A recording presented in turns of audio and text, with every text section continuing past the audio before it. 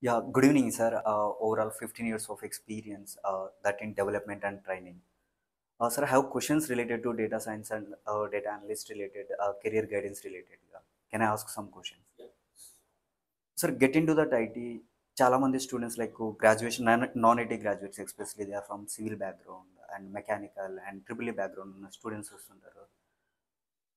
They are ready to learn for the data science and data analyst either జెన్. So బేసిక్గా ఏంటంటే ఏ course చేసినా వాళ్ళు బీటెక్ లెవెల్ చేసినా కానీ they are eligible for data science. So నేను ఎందుకు అలా అంటున్నాను ఎలిజిబుల్ ఫర్ డేటా సైన్స్ అంటే డేటా సైన్స్కి ఒక పర్టికులర్ బ్యాక్గ్రౌండ్ ఉండాలి అని ఏం లేదు. సో వాళ్ళకి నేర్చుకోవాలని ఒక తపన ఉండాలి. అండ్ కొంచెం మ్యాథమెటికల్ స్కిల్స్, కొంచెం కామన్ సెన్స్. సో మీకు ఇది వియర్డ్గా అనిపించవచ్చు, కామన్ సెన్స్ అంటే మాకందరికీ ఉంటుంది కదా కామన్ సెన్స్ అనేది అని. కానీ ఏంటంటే కామన్ సెన్స్ అనేది ఎందుకు అంటున్నాను అంటే నేను వాళ్ళకి అవగాహన అనేది ఉండాలి. ఒక టాపిక్ నేను ఇచ్చాను, ఇప్పుడు నేను డేటా సైన్స్ రిలేటెడ్గానే మాట్లాడతాను. ఇప్పుడు ఫర్ ఎగ్జాంపుల్ నాకు ఒక డొమైన్ ఉంది, ఒక సేల్స్ డొమైన్. సో వాడికి సేల్స్ పైన ఒక చిన్న కామన్ సెన్స్ అనేది ఉండాలి. సో ఆ కామన్ సెన్స్ అనేది డెవలప్ చేసుకోవాలి. సో ఎంత కామన్ సెన్స్ని వాడు డెవలప్ చేసుకున్నారు అనేది ఇంపార్టెంట్. సో వాళ్ళు ఈ ట్రిపుల్ నుంచి వచ్చారా, లేకపోతే ఈసీ నుంచి వచ్చారా, లేకపోతే ఇంకోటి ఏదో నుంచి వచ్చారా అని కాదు. సో బీకామ్ వాళ్ళు చేయొచ్చు, బిఎస్సి వాళ్ళు చేయొచ్చు, బీటెక్ వాళ్ళు చేయొచ్చు, మాస్టర్స్ వాళ్ళు చేయొచ్చు, ఎవరైనా నేర్చుకోవచ్చు, ఎవరైనా జాబ్స్ సాధించవచ్చు. So it is very very easy. ఎందుకు ఈ క్వశ్చన్ అడిగానంటే sir basically some of the companies especially they must be done with the graduation from the computer science, either post graduation in masters in computer science. ఇలా స్పెసిఫిక్గా కొన్ని organisations అడుగుతుంటారు అనమాట, even though academic percentages రిలేటెడ్గా కూడా. For ఈ సినారియోస్లో like వాళ్ళు get in to that IT possible అవుతుందా ఇంటర్వ్యూస్కి అందుకు కూడా వెళ్ళినప్పుడు? అలా అడిగే కంపెనీస్ చాలా తక్కువ ఉంటాయండి. సో మీరు వేల మీద లెక్క పెట్టచ్చు. ఓకే. సో మీరు అలాంటి కంపెనీస్ వేల మీద లెక్క పెట్టచ్చు అనమాట. సో అలాంటి కంపెనీస్, సపోజ్ నేను కంపెనీ పేర్లు అవి చెప్పను. It will not be good for okay done sir, I understood. Okay. So అలా వేల మీద లెక్క పెట్టచ్చు. ఎవరైనా కానీ టాలెంట్ చూస్తారండి. మీరు టాలెంట్ ఎంత ఉంది స్టూడెంట్ దగ్గర, టాలెంట్ ఎంత ఉంది, నాకు ఆ టాలెంట్ నేను ఎలా యూజ్ చేసుకుంటాను అనేది చూస్తారు. కానీ వాళ్ళు ఈసీ డిపార్ట్మెంటా లేదా సిఎస్సి డిపార్ట్మెంట్ వాళ్ళైనా, ఐటీ డిపార్ట్మెంట్ వాళ్ళైనా అని ఎవరు కూడా చూడరు. అది నేను చెప్తాను. సార్ టాలెంట్ అంటే I have two more points ఇక్కడ. ఏంటి అంటే basically I'm from like government colleges and government schools. Basically I'm done with my masters in computer science from SV university. Basically Andhra and Telangana నేను యూజువలీ చూస్తుంటాను. ఏంటి అంటే communication is the prayer important for the candidates, right? And as well as technical skill set. కొంతమంది టెక్నికల్గా very good ఉంటారు, communication like కొద్దిగా weak ఉంటారు. అటువంటి క్యాండిడేట్స్కి లైక్ మీ పాయింట్ ఆఫ్ వ్యూ టైంలో లైక్ ఎటువంటి సజెషన్స్ ఇవ్వాలి? సో బేసిక్గా అంటే కమ్యూనికేషన్ అనేది వాళ్ళంతా వాళ్ళు డెవలప్ చేసుకోవాలి. సో కమ్యూనికేషన్ అనేది ఒకరు చెప్తే వచ్చేది కాదు. సో స్టూడెంట్ నేను ఐటీలో నేను వెళ్ళాలి అనుకున్నప్పుడు ఈ has to develop that communication. So ఏం లేదండి, దీనికోసం నా దగ్గర ఒక చిన్న చిట్కా కూడా ఉంది. సో చిట్కా కావాలంటే నేను చెప్తాను. Yes sir, go ahead. So ఆ చిట్కా ఏంటంటే అండి, మన ఇంట్లో మిర్రర్ ఉంటుంది, అద్దం అనేది ఉంటుంది. సో అద్దం దగ్గరికి వెళ్ళి రోజు ఒక 10 నిమిషాలు మాట్లాడండి. కమ్యూనికేషన్ దానంతా అదే డెవలప్ అవ్వాలి.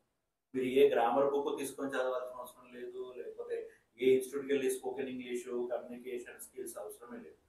మీ ఇంట్లో ఒక అద్దంతో మాట్లాడడం స్టార్ట్ చేయండి. ఒక నెల రోజులు అద్దంతో మాట్లాడండి, తర్వాత మీ ఫ్రెండ్స్తో మాట్లాడండి, తర్వాత మీ మదర్తో మాట్లాడండి, మీ ఫాదర్తో మాట్లాడండి, తర్వాత మీ తాతయ్యతో మాట్లాడండి. మాట్లాడితేనే కమ్యూనికేషన్ స్కిల్ అనేది పెరుగుతుంది. Okay. Talent plus communication skill definitely he will get a job in the IT industry. Okay. So communication again, there is a lot of in public and society in the interview related communication. There is a lot of things, right? For the as a fresher ki ఎంతసేపు interview జరుగుతుంది sir basically? As a fresher అంటే depends అండి, depends. ఇప్పుడు for example నేనే interview చేస్తున్నాను అనుకోండి, as a scenario తీసుకున్నాను. ఇప్పుడు ఒక క్వశ్చన్ అడుగుతాను, ఆ క్వశ్చన్కి ఆన్సర్ చెప్పాడు, ఇంకో క్వశ్చన్ అడుగుతాను, ఆ క్వశ్చన్కి ఆన్సర్ చెప్పాడు, ఇంకో క్వశ్చన్ అడుగుతాను. సో అతను చెప్తా ఉంటే నేను అడుగుతా ఉంటాను, బికాస్ నా కంపెనీ రిక్వైర్మెంట్ ఏంటో నాకు తెలుసు. ఇప్పుడు ఫస్ట్ 2 క్వశ్చన్స్ 3 క్వశ్చన్స్ అడుగుతాను, అది చెప్పలేదు అనుకోండి 5 మినిట్స్లో అయిపోతుంది. So it depends on how the interaction goes on అనమాట. సో అరగంట జరగవచ్చు, గంట జరగవచ్చు, 2 గంటలు జరగవచ్చు, ఒక్కొక్కసారి సెషన్ వైజ్ 3 గంటలు జరగవచ్చు. అంటే 1 అవర్ తీసుకొని మళ్ళా వాడి కోడింగ్ రౌండ్ ఇచ్చి మళ్ళీ కోడింగ్ చేసి మళ్ళీ రమ్మని అనడం, depends on the individual. So so ఒక టైం అంటూ ఏమి మనము సో థింగ్స్ టెక్నికల్గా తను ఏదైతే నేర్చుకున్నాడో అదే ఇంటర్వ్యూలో ప్రజెంట్ చేయగలిగితే చాలా, right? Exactly. Yeah, okay, got it, sir. And I have one more question, sir. Basically, especially, what is difference between, sir, data science and data analyst related? Ain't difference? Basic అంటే ఏంటంటే data analysis అనేది data science లో ఒక భాగం. Okay. So data science అనేది చాలా broader field. So general గా నేను ఎప్పుడు చెప్పే విషయం ఏంటి, డేటా సైన్స్ అనేది ఒక రీసెర్చ్ అన్నమాట. సో డేటా సైన్స్ అనేది ఎందుకు నేను రీసెర్చ్ అంటాను అంటే, simple, you will become a data scientist. Okay. Who is a scientist? Scientist is the one who does the research. So data scientist అంటున్నాము అంటే అది రీసెర్చ్ అన్నట్టే కదా. Yes, exactly, sir. It is as simple as that. Is So data scientist, you are going to become a data scientist. As you are going to become a data scientist, you are going to do some research. So research లో analysis అనేది ఒక part. Okay. So analysis అంటే data science course కి analysis కి అందరికీ అర్థమయ్యే భాషలో చెప్తాను. డేటా అనాలిసిస్ అంటే ఏంటంటే ఒక అనాలిసిస్ చేయడం. ఫర్ ఎగ్జాంపుల్, నేను ఒక ప్రోడక్ట్ అమ్ముతున్నాను. సో ప్రోడక్ట్ నేను అమ్ముతున్నప్పుడు ఈ ప్రోడక్ట్ ఎవరు కొంటారు అనేది నేను ఒక అనాలిసిస్ చేయాలి. ఈ ప్రోడక్ట్ నేను ఏ సీజన్లో అమ్మాలి అనేది ఒక చిన్న అనాలిసిస్ చేయాలి. అదే డేటా సైన్స్ అనుకోండి, నేను ఫ్యూచర్లో ఒక 10 ఏళ్ళ వరకు ఈ ప్రోడక్ట్ అమ్మాలి. అంటే నేనేం చేస్తాను, గత 20 ఏళ్ళ నుంచి ఈ ప్రోడక్ట్ ఎట్లా అమ్మబోతుంది అవన్నీ నేను తీసుకొని అవన్నీ AI models, data science models create చేసి నేను ప్రెడిక్షన్ చేస్తాను అనమాట. సింపుల్గా చెప్పాలంటే అనాలిసిస్లో మనము అనలైజ్ చేస్తాము, డేటా సైన్స్లో మనము ప్రెడిక్షన్స్ చేస్తాం. So that is the major simple difference, అందరికీ అర్థమయ్యే భాషలో చెప్పాలి అంటే. Sir, in the project level, basically data science, especially in the real-time basis, can you take one real-time example? Like in the IT industry, the data science engineers actually inside aim చేస్తారు అనేది ఒక 3 lines. 3 lines చెప్పడం కష్టం, but still I try. Okay, done, sir. ఇప్పుడు జొమాటో తీసుకోండి. Okay. So Zomato suppose cricket match జరుగుతుంది. So cricket match జరుగుతున్నప్పుడు అందరూ ఇంట్లో కూర్చుంటారు. సో ఇంట్లో కూర్చొని దే విల్ బి ఆర్డరింగ్, అంటే నంబర్ ఆఫ్ ఆర్డర్స్ పెరుగుతాయి. సో నంబర్ ఆఫ్ ఆర్డర్స్ పెరిగినప్పుడు ఏం పెరగాలి, ఆటోమేటిక్ గా నంబర్ ఆఫ్ డెలివరీ పార్ట్నర్స్ పెరగాలి. Yes, exactly. So number of delivery partners పెరగాలి, నంబర్ ఆఫ్ జొమాటో సర్వర్ అనేది బాగా అప్ అవ్వాలి. లేకపోతే సర్వర్ డౌన్ ఉంటే డెఫినెట్ గా మనకి ఆర్డర్స్ అనేది. సో ఇదంతా అనాలిసిస్ చేసి ముందే పెడతారు. సో ఈ అనాలిసిస్, ఈ ప్రెడిక్షన్స్, ఇవన్నీ part of real time. So end of the day, like ఈ రీసెర్చ్ అన్ని కూడా, ఈ ప్రాబ్లమ్ స్టేట్మెంట్, ఈ సొల్యూషన్ స్టేట్మెంట్స్ అన్ని కూడా క్రియేట్ అయిన తర్వాత దెన్ బిజినెస్ గ్రో ఎలా అవుతుంది అనేది, that was I understood, sir, basically మీరు చెప్పిన దాంట్లో. బిజినెస్ గ్రోత్ కదండి at the end of the day, ఏదైనా బిజినెస్ గ్రో అవ్వడానికి. సో మీరు జొమాటో తీసుకోండి, స్విగ్గీ తీసుకోండి, సేల్స్ తీసుకోండి, హెల్త్ కేర్ తీసుకోండి, ఏదైనా తీసుకోండి. సో డేటా సైన్స్ అనేది ప్రతి ఫీల్డ్ లో ఉండాల్సిందే. సో డేటా సైన్స్ ప్రతి ఫీల్డ్ లో ఉండాల్సింది అంటే డేటా సైన్స్ చేసే వాళ్ళు చాలా మంది కావాలి. కాబట్టి డేటా సైంటిస్ట్లకి బాగా బాగా బాగా ఫ్యూచర్ ఉంది. Sir, I have one more question. Straight away non IT background ఉన్న స్టూడెంట్ డేటా సైన్స్ ఇంజనీర్ అవ్వచ్చు. సో నేను మీ ఈ క్వశ్చన్కి నేను ఆల్రెడీ ఆన్సర్ చేశాను, మళ్ళీ చేస్తున్నాను. డేటా సైన్స్ అవ్వడానికి కామన్ సెన్స్ ఫస్ట్ ఇంపార్టెన్స్, చేయాలన్న ఆతృత ఉండాలి, నేను సాధిస్తాను అన్న ఇది ఉండాలి. సో ఈ 3 ఉంటే డెఫినెట్ గా ఎవరైనా డేటా సైన్స్. సో నాకున్న ఇన్ఫర్మేషన్ ప్రకారం ఏంటంటే ఎంఎల్ ఇంజనీర్ కానీ లేకుంటే డేటా సైన్స్ ఇంజనీర్స్ కానీ, these are the niche roles in the market basically. Niche like అంటే rare, like opportunities will be get the rare chances అనేటట్టు వింటుంటాను. అలా ఏముందండి, ఇప్పుడు చెప్పాను ఇంతకుముందు, ఏ డొమైన్ లో అయినా డేటా సైంటిస్ట్ కావాలి, డేటా అనలిస్ట్ అనేది కావాలి. సో మీరు చిన్న బిజినెస్ తీసుకోండి, పెద్ద బిజినెస్ తీసుకోండి, మీడియం లెవెల్ బిజినెస్ తీసుకోండి, ఏ బిజినెస్ కైనా మీకు అనలిస్ట్ కావాలి. ఏ వాళ్ళకైనా ప్రిడిక్షన్ చేసే వాళ్ళు కావాలి, రికమెండేషన్ సిస్టమ్స్ ఇచ్చే వాళ్ళు కావాలి. ఇవన్నీ కావాలి అంటే డెఫినెట్ గా మ్యాన్ పవర్ కూడా కావాలి కదా. సో ఇప్పుడు చూడండి, మీరు ఇదే మూమెంట్ లో ఒక ఫోన్ తీసుకొని నౌకరీలోనో ఎందులోనో డేటా సైంటిస్ట్ అని కొట్టారు. 0 నుంచి 8 years 9 years ఎక్స్పీరియన్స్ వాళ్ళకి కూడా జాబ్స్ వేరే వాళ్ళని కంపేర్ చేస్తే ఎక్కువ ఉంటాయి. డన్. ఎస్ సార్, నేను రీసెంట్లీ కూడా చూసాను లింక్డ్ఇన్ నౌకరీలో కూడా డేటా సైన్స్కి ఏంటంటే మార్కెట్ బూమ్ అనేది చాలా బాగుంది. డెఫినెట్ డేటా సైన్స్, ఏఐ, ఇవన్నీ part of the data science. చాలా మందికి ఒక ఇది ఉండదు ఏంటంటే ఏఐ వేరేమో, ఎంఎల్ వేరేమో, డేటా సైన్స్ వేరేమో, ఇప్పుడు ప్రస్తుతం వస్తున్న జెన్ ఏఐ వేరేమో. సో జెన్ ఏఐ ఏంటంటే ఇట్ ఈస్ లైక్ +2 లాగా. ఇప్పుడు ఫర్ ఎగ్జాంపుల్ ఇంటర్ అయిపోయింది, ఇంటర్ తర్వాత inter second year. So inter తర్వాత ఇంటర్ సెకండ్ ఇయర్ అంటే ఏంటది, అది just prologue. So data science కి ఈ జెన్ ఏఐ అనేది జస్ట్ ఒక +1 స్టెప్ లాగా. సో కాబట్టి డెఫినెట్ గా మ్యాన్ పవర్ చాలా చాలా కావాలి ఇండస్ట్రీకి. సో మ్యాన్ పవర్ లేదు చెప్పాలి అంటే. సో స్కిల్డ్ వాళ్ళు లేరు అనమాట. సార్ బేసిక్గా data science and data analyst పార్ట్లో లైక్ వాట్ ఐ లిజన్ ఏంటి అంటే ట్రాక్ 1 మాడ్యూల్స్ అంటుంటారు. బేసిక్గా Python, SQL, Excel, power BI, ఏదో ట్యాబ్లు అంటుంటారు. చాలా మంది ఈవెన్ దో పవర్ బిఐ అంటేనే ఓన్లీ రిపోర్టింగ్, లేదంటే ఎక్సెల్ అంటేనే only reporting, this kind of ప్రాస్పెక్టివ్లోకి వెళ్తుంటారు అనమాట బేసికలీ. లేదండి, వాట్ ఎగ్జాక్ట్లీ? యాక్చువల్గా మీ క్వశ్చన్ నాకు పర్ఫెక్ట్ గా అర్థమైంది. సో నేను ట్రైనింగ్ ఇస్తుంటాను. నేను ట్రైనింగ్ ఇచ్చేటప్పుడు నా కోర్సుని ఎప్పుడు కూడా నేను 2 భాగాలుగా విభజిస్తాను. ఎందుకలా 2 భాగాలు విభజిస్తానని కూడా మీకు చెప్తాను. సో ఎందుకు అంటే ఒకటి ప్రోగ్రామింగ్ పార్ట్, ఓకే. సో ఒకటేమో అనలిటిక్స్ పార్ట్. ఒక ప్రోగ్రామింగ్ పార్ట్ లో వచ్చేసి పైథాన్, లేకపోతే ఆర్, తర్వాత స్టాటిస్టిక్స్ చాలా ఇంపార్టెంట్. చాలా మంది స్టాటిస్టిక్స్ ని ఒక స్టాటిస్టిక్స్ ఎందుకు మాకు అది అంటుంటారు, కానీ డేటా సైన్స్ కానీ, ఏఐ కానీ, జెన్ఐ కానీ స్టాటిస్టిక్స్ అనేది చాలా చాలా ఇంపార్టెంట్. సో పైథాన్ తర్వాత స్టాటిస్టిక్స్ తర్వాత మెషిన్ లెర్నింగ్, తర్వాత డీప్ లెర్నింగ్. సో ఇదంతా ఒక ట్రాక్ లో వెళ్తుంది అనమాట. జెన్ఐ ఆఫ్ కోర్స్ ఇదంతా ఒక ట్రాక్ వెళ్తుంది.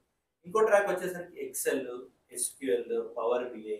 అండ్ మీ క్వశ్చన్ కి ఆన్సర్, పవర్ బిఐ అనేది ఓన్లీ రిపోర్టింగ్ టూల్ అనేది మళ్ళీ ఇది ఒక ఇండస్ట్రీలోనే కాదు, లైక్ స్టూడెంట్స్ దగ్గర కూడా ఓన్లీ రిపోర్టింగ్ కాదండి. ఓన్లీ రిపోర్టింగ్ కాదు, దాంట్లో కోడ్స్ రాయొచ్చు, దాంట్లో మీరు చాలా చాలా చేయొచ్చు. సో ఎన్ని మనము అనాలిసిస్లు కానీ, ఈ ప్రొడిక్షన్స్ ఇవన్నీ కూడా మనము పవర్ బిఐ యూస్ చేసి చేయొచ్చు. సో ఇది ఈ 2 ట్రాక్స్ అనేది నేను జనరల్ గా ఫాలో అయ్యే methodology. So coming to that, our education system basically. No, I'm We should not talk about education system like మరి అంత ఇన్ డెప్త్ గా ఏం కాదు sir. I understood your perspective and everything. Let us make this podcast as simple as. Yeah, so definitely. Under graduation I'm done with my statistics sir. Really things real టైంలో ఎలా work అవుతాయి అయితే నాకైతే తెలియదు, but I have 82% basically my under graduation. In మ్యాథమెటిక్స్లో కూడా నాకు బాగానే వస్తుంది. బేసికలీ ఎక్స్పెషలీ మోడల్ డెవలప్మెంట్లో ఈ థింగ్స్ ఎలా వర్క్ అవుతాయి అనేది అయితే నాకైతే తెలియదు. Even though many of the graduates ఇవన్నీ ఏమీ తెలియకుండానే దాని గ్రాడ్యుయేషన్ కంప్లీట్ చేస్తున్నారు. దోస్ క్యాండిడేట్స్కి వాట్ యువర్ సజెషన్స్? ఇప్పుడు మీరు సిస్టమ్ గురించి మాట్లాడడం అదంతా కాకుండా, ఇప్పుడు నేను ఒక కోర్స్ జాయిన్ అయ్యాను, నేననే అనుకోండి, నేను ఒక student, as a student course join అయ్యాను. సో నాకు టీచర్ చెప్తున్నారు లేదా అనేది అది సెకండ్. ఓకే, మీరు ఎంత తపనతో నేర్చుకుంటున్నారు. నేను డే 1 నుంచి అదే చెప్తానండి. మన ఫస్ట్ క్వశ్చన్ నుంచి నేను మీకు అదే చెప్తాను, తపన అనేది ఇంపార్టెంట్. సో టీచర్ చెప్తారు, చెప్తే వినండి. తర్వాత లైబ్రరీస్ ఉంటాయి, మీ కాలేజెస్లో లైబ్రరీస్ ఉంటాయి, ఎన్నో రిఫరెన్స్ బుక్స్ ఉంటాయి. ఇప్పుడు నేను బుక్స్ గురించి మాట్లాడితే చాట్ జీపీటీ వరల్డ్ కూడా మీరు బుక్స్ గురించి మాట్లాడుతున్నారు అనొచ్చు. చాట్ జీపీటీస్ ఉన్నాయి. Okay, of course chat GPT is also part of gen AI, అది వేరే విషయం. సో చాట్ జీపీటీస్ ఉన్నాయి, ఎన్నో రిసోర్సెస్ ఉన్నాయి. సో యూ క్యాన్, అంటే ఆ తపన అనేది ఒక స్టూడెంట్ దగ్గర ఉంటే అండి, డెఫినెట్ గా దే విల్ లెర్న్. సో ఒక సిస్టమ్ ని మనము అనడానికి మా లెక్చరర్ బాగా చెప్పడం అవసరమే లేదు. సో అవన్నీ అవసరం లేకుండా మన దగ్గర తపనని, మన దగ్గర సాధించాలని ఒక పట్టుదల ఉంటే డెఫినెట్ గా వాళ్ళు సాధిస్తారు. So they don't have to blame anyone in the world. Okay, and sir what are the scope ఎంత వరకు ఉంది? మనం ఎంత కావాలంటే అనుకుంటుంది స్కోప్. సో స్కోప్ కి లిమిటేషన్ లేదు. డేటా సైన్స్ కానీ దేనికి కానీ స్కోప్ కి లిమిటేషన్ అంటూ లేదు. సో ఇక్కడ లిమిటేషన్ అనేది మనం పెట్టుకుంటున్నాం అంతే. నాకు మ్యాథ్స్ రాదు, నేను డేటా సైన్స్కి వెళ్ళను. నాకు కోడింగ్ రాదు, నేను డేటా సైన్స్కి వెళ్ళను. అది మనం పెట్టుకుంటున్నాం అంతే. ఇవాళ రేపు కోడ్ రాయడం పెద్ద విషయం కాదు. సార్ స్కోప్ అని ఎందుకు అన్నానంటే బేసిక్గా నవ్ డేస్ లైక్ ఎలా ఉంటారు అంటే basically what I observe in the society. నేను ఈరోజు ఈ టెక్నాలజీస్ నేర్చుకుంటే నెక్స్ట్ 10 years 7 years వరకు నేను మళ్ళీ నా కెరియర్ని మళ్ళీ డౌన్ఫాల్ చూడకూడదు. దట్ అంత kind of growth data science with జెన్ఐకి ఉందని నాకైతే ఒక క్లారిటీ ఉంది. ఫర్ ద ఆడియన్స్కి, లేదా స్టూడెంట్స్కి, ఇదర్ కెరియర్ గైడెన్స్ ఉన్న పీపుల్కి, like what you can suggest? బేసిక్గా ఏంటంటే అండి, ఈ టెక్నాలజీ అనేది ఫర్ ఎగ్జాంపుల్ మనమే చూస్తున్నాం ఒక 10 ఇయర్స్ నుంచి ఎంత అడ్వాన్స్మెంట్ ఉన్నది. ఇప్పుడు అంతెందుకండి, మీ పాకెట్లో నా పాకెట్లో స్మార్ట్ ఫోన్ ఉంది. ఒక 10 ఇయర్స్ బ్యాక్ ఫీచర్డ్ ఫోన్స్ ఉంది. ఆ 10 ఇయర్స్ బ్యాక్ మొబిటెల్స్ అని అవి ఉంటాయి. ఆ 10 ఇయర్స్ బ్యాక్ ల్యాండ్ లైన్స్ ఉండే. So what happens is technology will be developed. So దాంతో పాటు మనము డెవలప్ అవుతూ ఉండాలి. అండ్ డేటా సైన్స్ ఫీల్డ్ లో కూడా చాలా డెవలప్మెంట్స్ వస్తానే ఉన్నాయి. ఒక 5 ఇయర్స్ ముందు చూసిన డేటా సైన్స్ కోర్స్ వేరే ఉంది, డేటా సైన్స్ వర్క్ వేరే ఉంది, ఇప్పుడు వర్క్ వేరే ఉంది. సో డెఫినెట్ గా దానికంతా కూడా ఇప్పుడు ఒక ఎంప్లాయీ అనే వాళ్ళైనా స్టూడెంట్ అనే వాళ్ళైనా దానికి అడాప్ట్ అవుతూ ఉండాలి. ఎంత వాళ్ళు అడాప్ట్ అవుతున్నారు, ఎంత వాళ్ళు దాన్ని తీసుకుంటున్నారు అనేది బట్టి వాళ్ళ కెరియర్ గ్రోత్ అనేది ఉంటుంది. నేను ఇక్కడే ఉంటాను, బాయిలో కప్పలాగా నేను ఉంటాను, నా బాయ్ నా ప్రపంచం అనుకుంటాను అంటే మాత్రం it is the end of the world. యాక్చువల్గా మీరు ఎగ్జాంపుల్ చెప్తే నాకు ఒక పాయింట్ గుర్తుకొచ్చింది సార్. ఏంటి అంటే many of the non IT working professional especially they are like వాళ్ళ జాబ్లో వాళ్ళు లైక్ ఒక సేఫ్ జోన్ క్రియేట్ చేసుకొని ఉండిపోతారనమాట. లైక్ కొంతమంది జనరల్గా అడుగుతుంటుంటారు లైక్ మేము నాన్ ఐటీ నుంచి ఐటీ లైక్ షిఫ్ట్ అవ్వచ్చా, what are the career opportunities ఎలా ఉంటాయి, నిజంగానే మా ప్రొఫైల్స్ కన్సిడర్ చేస్తారా లేదా అని like this kind of questions ఉంటాయి. What you can answer? Definite గా ఇది చాలా మంచి క్వశ్చన్ చెప్పాలి అంటే. సో డెఫినెట్ గా everyone wants to grow in their life. Yes, exactly. So they can try. ఇప్పుడు నేను ఎప్పుడు జనరల్ గా ఎవరికైనా సలహా ఇచ్చడం అదే చెప్తాను, మీ కెరియర్ మీకు ఉంది, you want to try, so try చేయండి. వస్తే వచ్చింది, లేదంటే again you can go back to your old career. There is nothing wrong in that. అంతే కదా. సో ఇప్పుడు నేనేమంటున్నాను, మీరు ట్రై చేయండి. సో ట్రై చేయండి, స్కోప్ కూడా ఉంది.